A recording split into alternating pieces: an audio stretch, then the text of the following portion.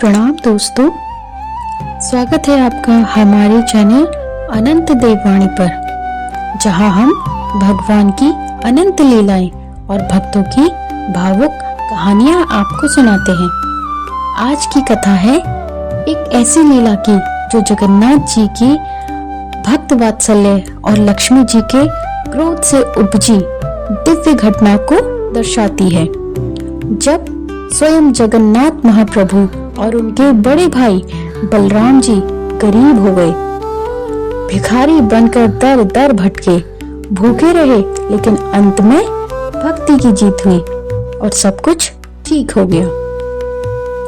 यह कथा लक्ष्मी पुराण से जुड़ी है, जहाँ जाति भेद और अहंकार के कारण लक्ष्मी जी रूठ गई और श्राप दिया, जिससे प्रभु को 12 वर्ष तक दरिद्रता सहनी पड़ी। लेकिन प्रभु ने दिखाया कि सच्ची भक्ति से सब कुछ संभव है। चलिए कथा शुरू करते हैं। एक समय की बात है, पुरी धाम में जगन्नाथ जी विराजमान थे। मंदिर में रोज भोग प्रसाद, सोना चांदी, रत्न जड़ित आभूषण सब कुछ भरपूर था। देवी लक्ष्मी जी मंदिर की सेवा करती, गरीबों में भी प्रसाद बांटती।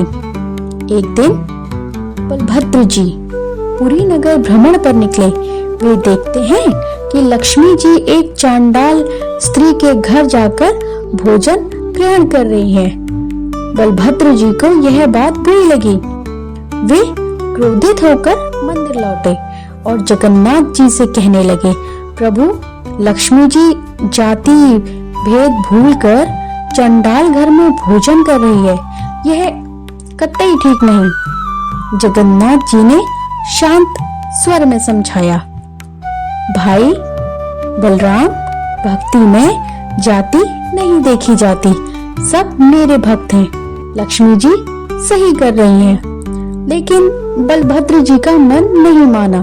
जब लक्ष्मी जी मंदिर लौटी तो बलराम जी ने उन्हें टोका और कहा, आपने चांडाल के घर में भोजन क्यों किया? इससे मंदिर की पवित्रता भंग हुई है। लक्ष्मी जी बहुत दुखी हुई। उन्होंने कहा, बलराम जी, भगवान सबके हैं, भक्ति से ऊपर कुछ नहीं। आपने जाति भेद किया है, यह गलत है। लेकिन बलभद्र जी नहीं माने। क्रोध में लक्ष्मी जी ने श्राप दे दिया, जब तक आप जाति भेद का त्याग नहीं करेंगे तब तक आप दोनों भाई गरीब हो जाओगे। मंदिर का सारा धन, प्रसाद, आभूषण गायब हो जाएंगे। 12 वर्ष तक आपको भिक्षा मांगनी पड़ेगी, भूखे रहना पड़ेगा। जैसे ही श्राप लगा, चमत्कार हो गया। मंदिर का सारा खजाना खाली हो गया। सोने चांदी गायब, भंडार सूना, प्रसाद खत्म। जगन्नाथ जी और बलराम जी को भिखारी वेश में निकलना पड़ा। वे दर दर भटकने लगे, भिक्षा मांगते। लोग कहते, ये तो जगन्नाथ हैं, लेकिन आज गरीब क्यों? दिन बीतते गए। दोनों भाई भूखे प्यासे रहते। बलराम जी को बहुत पछतावा हुआ। वे रोते हुए जगन्नाथ जी से कहते हैं, प्रभु, मेरी गलती से हम यह दशा में हैं, मुझे क्षमा कर दो। जगन्नाथ जी मुस्कुराए और बोले, भाई, यह लीला है, लक्ष्मी जी को मनाना होगा। सच्ची भक्ति से सब ठीक हो जाएगा। 12 वर्ष बीतने वाले थे। एक दिन दोनों भिखारी रूप में एक गरीब ब्राह्मण के घर पहुंचे। ब्राह्मण ने उन्हें पहचाना नहीं, लेकिन दया से थोड़ा सा खाना दिया।